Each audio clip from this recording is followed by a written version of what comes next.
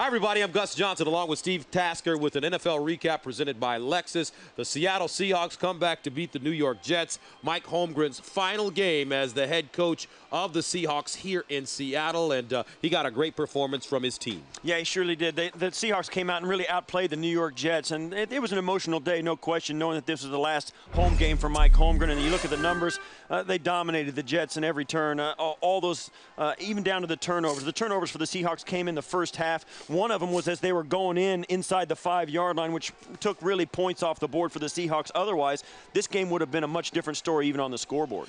In terms of players stepping up for Mike Holmgren on his final day here at Quest Field, Seneca Wallace, his quarterback, and his backup running back doing a fine job. Well, you look at the last 3 weeks for Seneca Wallace. He's been sensational. Coming into this game, the last 2 weeks, his quarterback rating was 110.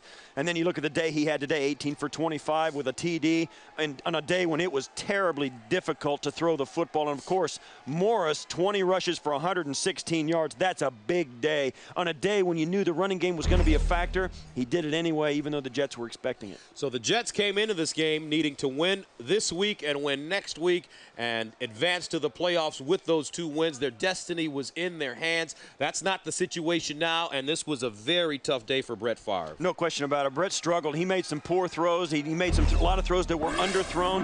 And if you look at the numbers, you know, the 2 interceptions, that hurt. The second interception was at the last part of the game when it was crucial that they get down the football field and score.